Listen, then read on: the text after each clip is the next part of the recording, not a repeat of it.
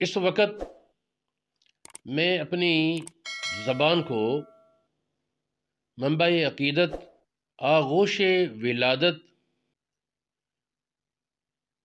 حضور علیہ الصلاۃ والسلام کے جگر کا ٹکڑا سیدہ طیبہ طاہرہ ساجدہ عابدہ راکعہ قاریہ زہرا سیدہ فاطمہ پاک کے مناقب میں کچھ باتیں کرنے کے لیے حاضر ہوں۔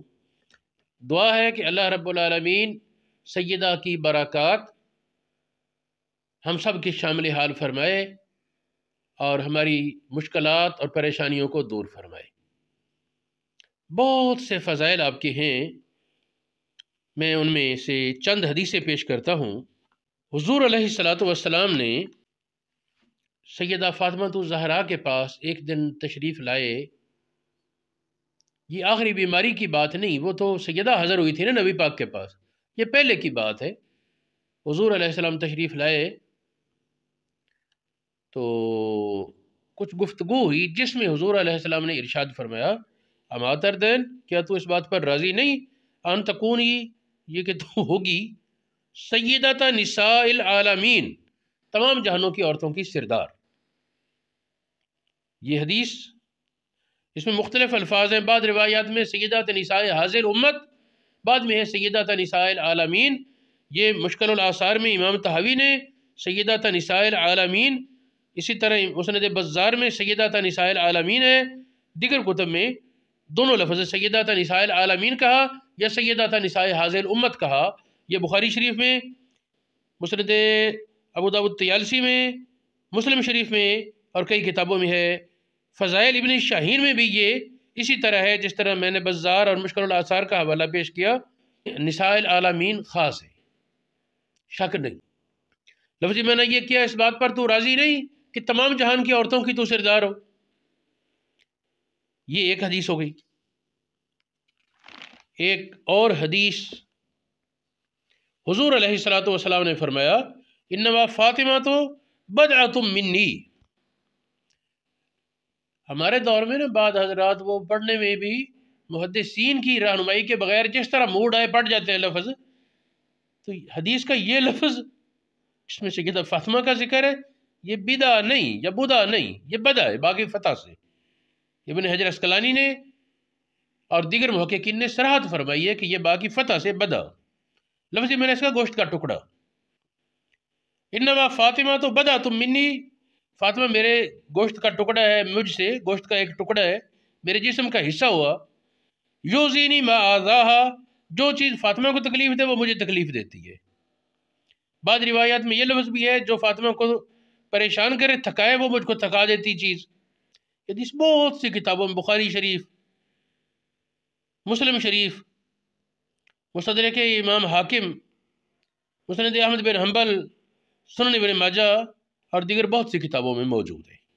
ایک اور حدیث ہے، اس میں فرمایا افضل حاضح الامت،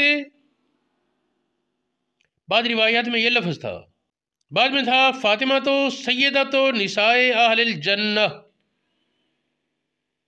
یہ جو عبارت ہے فاطمہ تو سیدۃ نساء اہل الجنہ، فاطمہ جنتی تمام عورتوں کی سردار ہے، یہ حدیث صحیح سند کے ساتھ جامع ترمذی میں، سنن نسائی میں، مسند احمد بن حنبل میں، مصنف ابن ابی شیبہ میں اور کئی حدیث کی کتابوں میں موجود ہے۔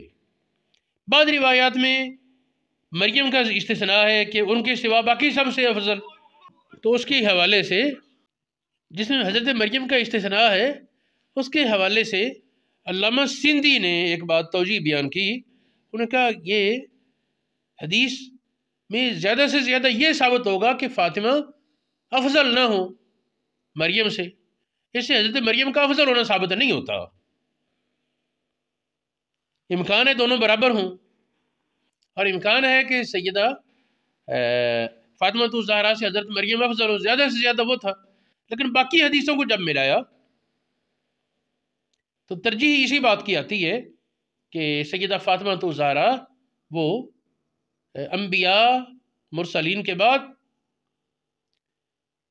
جملہ مخلوقات میں تمام عورتوں میں سب سے افضل اور اعلیٰ ہے۔ اگرچہ اس میں بعض حضرات کچھ اختلاف کرتے ہیں، لیکن وہ اختلاف بھی سیدہ ام المومنین خدیجہ الکبریٰ کے حوالے سے ہے، حضرت عائشہ صدیقہ کے حوالے سے ہے۔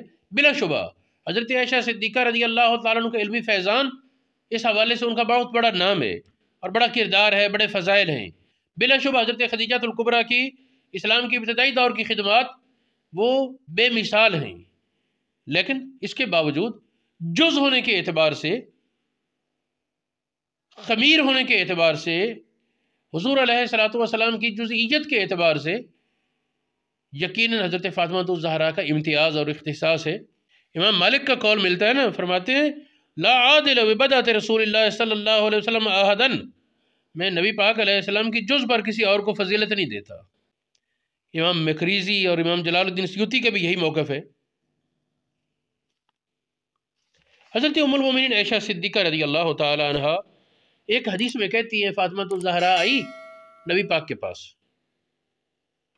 تو ایک بات کہتی ہیں، فرماتی ہیں لا تخفى مشیتها من مشیت النبی صلی اللہ علیہ وسلم، فاطمہ کے چلنے کا انداز نبی پاک کے چلنے کے انداز سے مختلف نہیں تھا، یعنی جس طرح نبی پاک پاؤں اٹھاتی اس طرح فاطمہ اٹھاتی، جس طرح نبی پاک پاؤں رکھتے اس طرح فاطمہ رکھا کرتی۔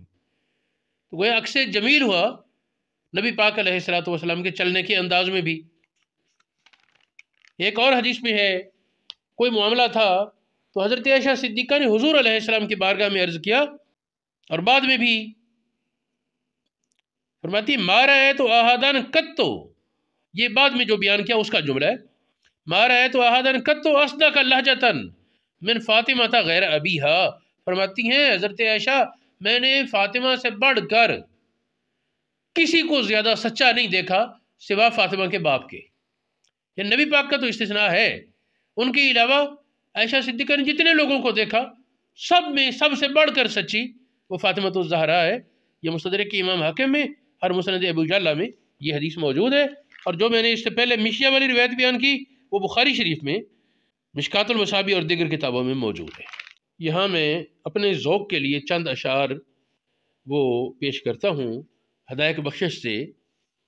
خون خیر الرسل سے ہے جن کا خمیر، ان کی بے لوث طینت پہ لاکھوں سلام، اس بطول جگر پارا مصطفیٰ حجلہ آرائے عفت پہ لاکھوں سلام، جس کا آنچل نہ دیکھا مہو مہر نے، اس ردائے نزاہت پہ لاکھوں سلام، سیدہ ظاہرہ طیبہ طاہرہ جان احمد کی راحت پہ لاکھوں سلام، اور بہت سے اشعار ہیں۔ اگر ان الفاظ کی شرح احادیث سے شروع کر دی جائے تو بہت طویل گفتگو ہو جائے۔ اللہ رب العالمین کی بارگاہ میں اس دعا کے ساتھ کہ اللہ پاک سیدہ کی برکات ہمارے شامل حال فرمائے،